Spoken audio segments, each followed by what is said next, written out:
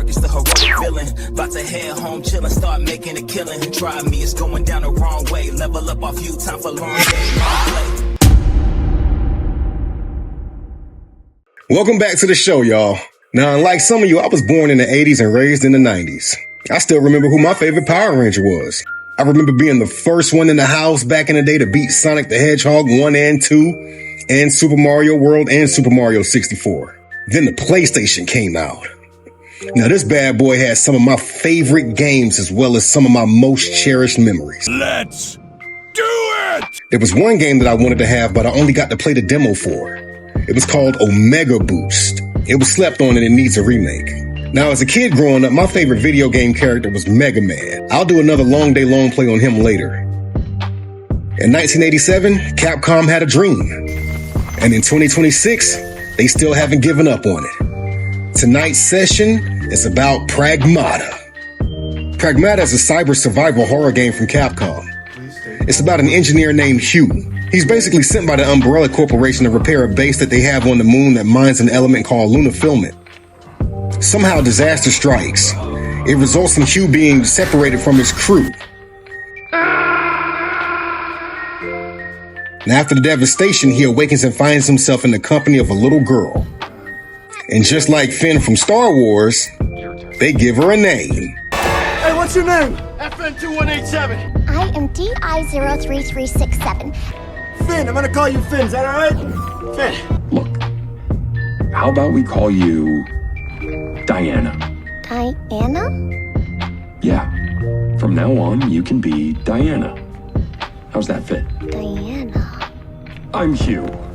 I don't do babysitting, but I'm gonna need your help. Hugh quickly realizes that she is in fact an android created from lunafilament.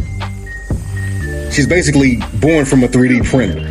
Together, they discover that the AI that runs the system and the robot workers went rogue and turned against them, resulting in, you guessed it, cyber zombies.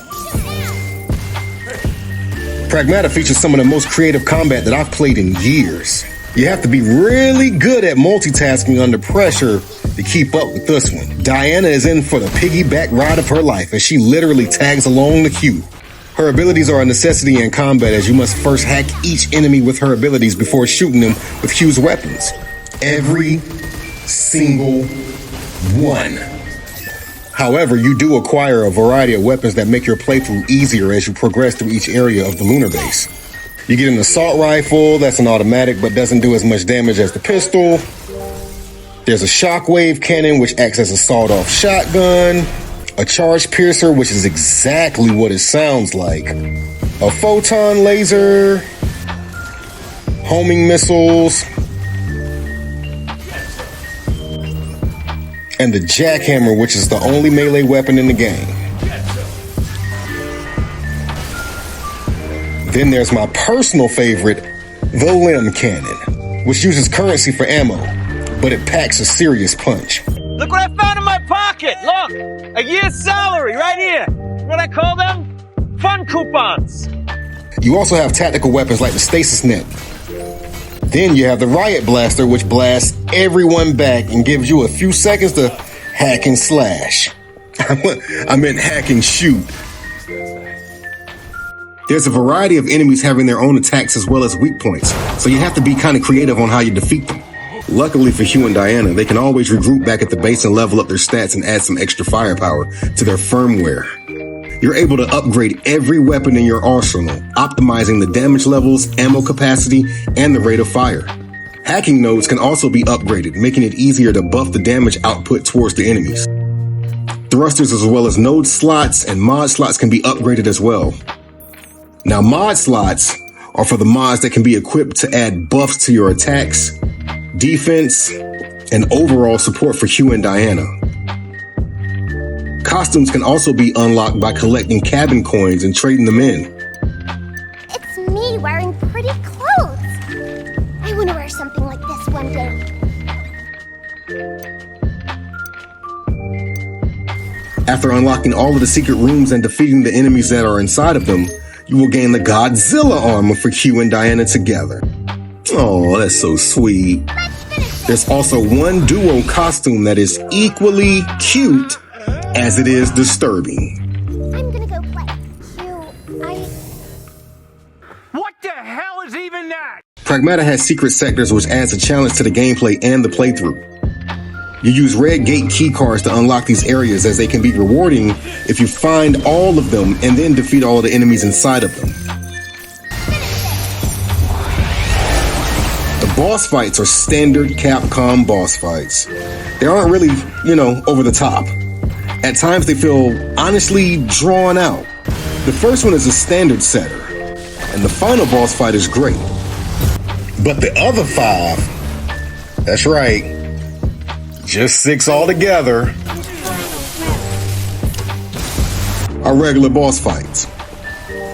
But hey, creativity doesn't grow on trees. The ending is satisfying even though you can see it from a mile away. That mile away happens to be the first chapter, but it still feels good to watch it play out. You get that tissue ready, little fella. All in all, Pragmata is a decent over-the-shoulder horror shooter that implements a creative way to add suspense to the action as you play it. The story is good, but we've played games similar to this one or seen movies just like it. Here I come.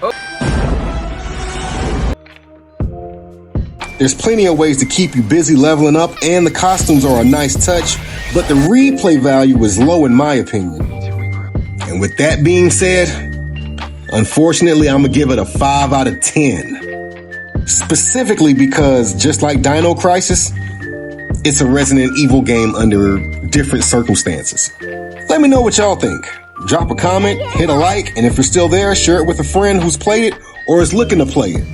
And join me next time as I play Spider-Man 2 for the PS5 in honor of the release of the upcoming movie, Spider-Man Brand New Day, which hits theaters July 31st, 2026. Once again, thanks for hanging out. I appreciate you watching. Stay safe, stay blessed, and as always, thanks for playing.